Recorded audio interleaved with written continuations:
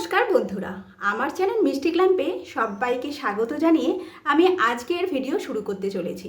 আজ আমি আপনাদের সাথে শেয়ার করব মাছের একটা নতুনত্ব পদ। আমার আজকের রেসিপির নাম দম ফিশ। ভীষণই সুস্বাদু এই রেসিপিটা আমার বাড়ির ছোট থেকে বড় সবাই আঙুল চেটে খায়। তাই আপনাদের কাছে অনুরোধ রইল, একবার অবশ্যই বাড়িতে এটা বানিয়ে আমাকে লিখে জানাবেন আপনাদের কেমন লেগেছে। ভিডিও ভালো লাগলে লাইক, শেয়ার আর কমেন্ট করতে ভুলবেন না। আর আমার চ্যানেলটায় অবশ্যই সাবস্ক্রাইব করে আমার পাশে থাকবেন। আসুন দেখে নিই আমার আজকের রেসিপি দম ফিশ। দম ফিশ বানাবার জন্য এখানে আমি 4 পিস কাতলা মাছ নিয়েছি। আপনারা কাতলা মাছের পরিবর্তে রুই মাছও ব্যবহার করতে পারেন বা যে কোনো কাঁটাবিহীন মাছ ব্যবহার করতে পারেন। প্রথমে মাছের গায়ে আমি নুন মাখিয়ে নেব।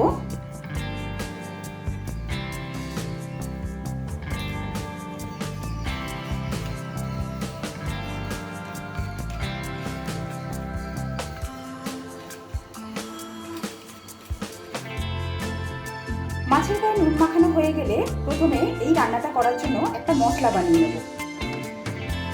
এখানে আমি একটা রোস্টেড মশলা বানিয়ে নেব। তার জন্য কড়াইয়ের মধ্যে দিয়ে দিচ্ছি 7 থেকে 8টা গোটা কাজু, দিচ্ছি 1 টিস্পুন চার মগজ, দিয়ে দেব 3টে ছোট এলাচ, অ্যাড করে দিচ্ছি 1 টিস্পুন গোটা জিরে। এবার এগুলোকে সামান্য কিছু সময় নিয়ে ভেজে নেব।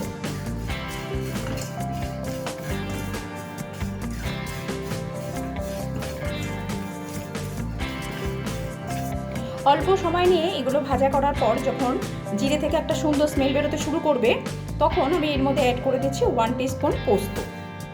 এবার পোস্তটা দেওয়ার পর আরও অল্প সময় নিয়ে এটাকে একটুখানি নাড়াচাড়া করে নেব।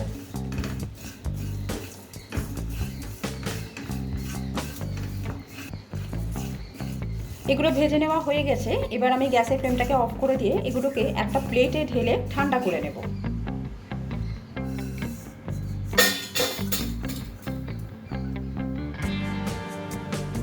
এবার আমি বেরেস্তা তৈরি করব। তার জন্য কড়ার মধ্যে দিয়ে দিচ্ছি সাদা তেল,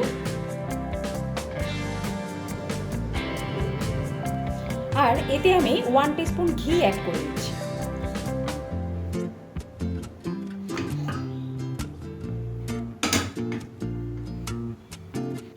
তেল ভালো মতো গরম হয়ে গেলে এর মধ্যে 2টো মিডিয়াম সাইজে স্লাইস করে কেটে রাখা পেঁয়াজ আমি অ্যাড করে দেব।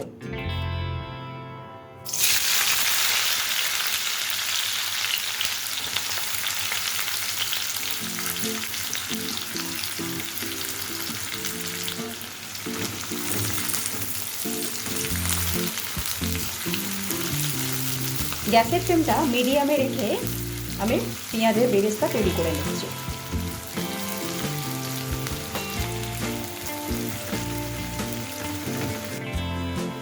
বেরেস্তা তৈরি হয়ে গেছে। এবার আমি গ্যাসের ফ্লেমটাকে অফ করে দিয়ে বেরেস্তা তুলে নেব।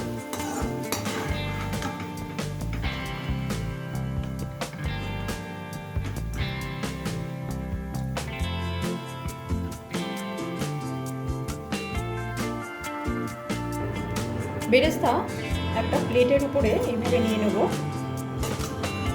নিয়ে স্প্রেড করে দেব।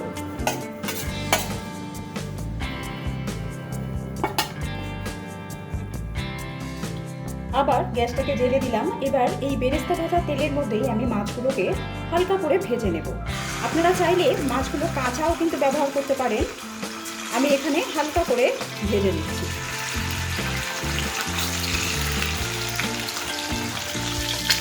মাছের এক পিঠটা একটু হয়ে গেলে আমি মাছগুলো উল্টে দেবো।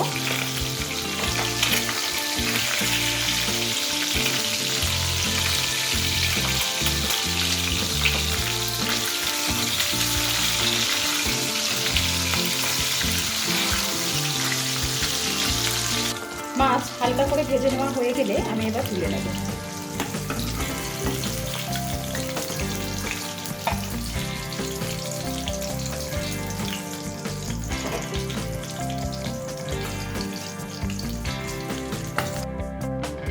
এদিকে আমাদের ড্রাই রোস্ট করা মশলা ঠান্ডা হয়ে গেছে।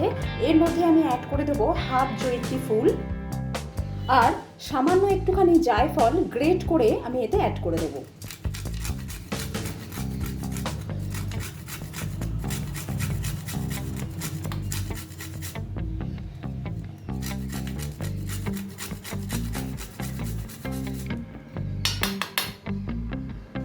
এখানে আমি খুব সামান্য পরিমাণ জায়ফল গ্রেট করে অ্যাড করেছি, প্রায় 1 পিঞ্চের মতো বলতে পারেন। এবার এই মশলাটা আমি একটা মিক্সির মধ্যে দিয়ে দিচ্ছি।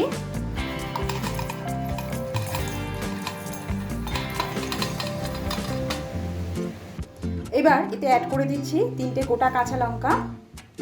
এবার সামান্য পরিমাণ জল মিশিয়ে এর একটা ফাইন পেস্ট বানিয়ে নেব।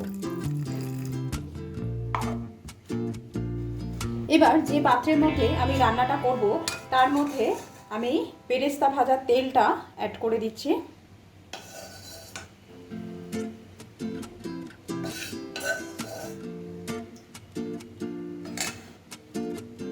এবার এর মধ্যে দিয়ে দিচ্ছি মশলার পেস্ট।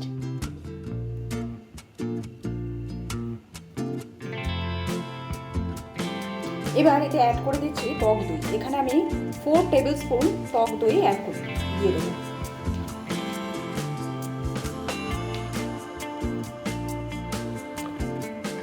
দিয়ে দিচ্ছি 1 টিস্পুন আদা রসুনের পেস্ট। দিয়ে দিচ্ছি 1 টিস্পুন কেওড়া ওয়াটার। টক দইয়ের স্বাদটাকে ব্যালেন্স করার জন্য এখানে আমি 1/2 টিস্পুন চিনি অ্যাড করে দিচ্ছি। আপনারা চিনি দিতে না চাইলে এটাকে স্কিপও করতে পারেন। এবার দিয়ে দেবো বেরেস্তা।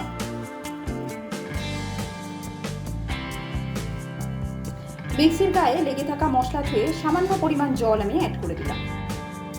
দিচ্ছি 4টে চিড়ে রাখা কাঁচা লঙ্কা। এবার দিচ্ছি পরিমাণ মতো নুন। এবার সমস্ত মশলা একসাথে খুব ভালোভাবে মিশিয়ে নেব।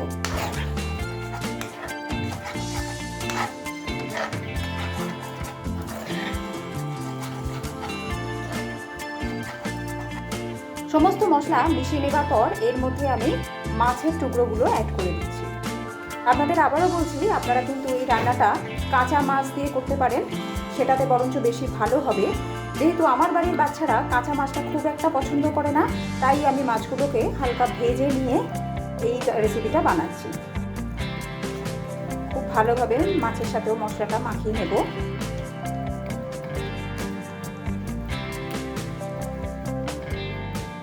মশলার সাথে মাছটা মাখা হয়ে গেলে আমি এইভাবে 10 মিনিট আমি এটাকে রেখে দেব। 10 মিনিট পরে আমি এটাকে আটা দিয়ে সিল করার জন্য এরকম আটা মেখে এইভাবে আটকে দেবো। ঠিক যেভাবে আমরা বিরিয়ানি দমে বসাই ঠিক সেইভাবেই আটাটাকে এইভাবে লাগাবো।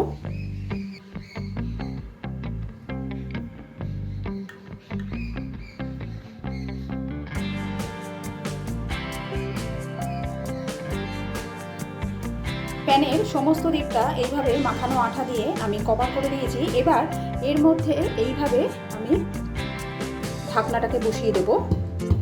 একটু হাত দিয়ে প্রেস করে দিলাম। এবার গ্যাসের উপরে আমি একটা তাওয়া বসিয়ে দিয়েছি। তাওয়াটাকে প্রথমে হাই ফ্লেমে 3 থেকে 4 মিনিট এটাকে প্রিহিট করে নেব। 3 মিনিট সময় নিয়ে তাওয়াটাকে ভালো করে গরম করে নেবার পর এবার আমি এই পাত্রটা এর উপরে বসিয়ে দিলাম। পাত্রটা দেবার পর মানে যাতে আমি মাছের দমটা বানাচ্ছি সেটা তাওয়ার উপরে বসানোর পর আমি আরও 2 মিনিট হাই ফ্লেমে এটাকে রেখে দেব। আর এতে দমটা যাতে খুব ভালোভাবে বসে তাই এরকম একটা ভারী পাত্র, ভারী জিনিস এর উপরে আমি বসিয়ে দিচ্ছি। এখানে আমি হামালদিস্তাকে উল্টো করে এর উপরে বসিয়ে দিচ্ছি। আপনারা যে কোনো ভারী জিনিস শিলনোড়াও এর উপরে দিতে পারেন বা জলের পাত্র, জল ভর্তি পাত্র এর উপরে বসিয়ে দিতে পারেন। 2 মিনিট আমি হাই ফ্লেমের গ্যাসটাকে রাখার পর এবার গ্যাসের ফ্লেমটাকে একদম লো করে দিলাম, দিয়ে এইভাবে আরও 20 থেকে 25 মিনিট এটাকে দমে হতে দেব। টোটাল 25 মিনিট আমি একদম কম ফ্লেমে মানে ডিম আছে আমি এটাকে রান্না করে নিয়েছি। আর এর থেকে খুব সুন্দর একটা স্মেল অলরেডি বেরোতে শুরু করেছে। বন্ধ করার আগে আমি এটাকে 30 সেকেন্ডের মতো হাই ফ্লেমে একবার কুক করে নেব। 30 সেকেন্ড পরে আমি গ্যাসের ফ্লেমটাকে অফ করে দিলাম। এইভাবে আরও প্রায় 10 মিনিটের মতো এইভাবেই আমি এটাকে রেখে দেবো। এক্ষুনি কিন্তু এই সিলটাকে খুলবো না। 10 মিনিট স্ট্যান্ডিং টাইমে রাখার পর ছুরির সাহায্যে আটার শিলটাকে কেটে নিয়েছি। এবার আপনাদেরকে খুলে দেখাই। দেখুন কত সুন্দর দেখতে হয়েছে আমার আজকের রেসিপি দম ফিশ।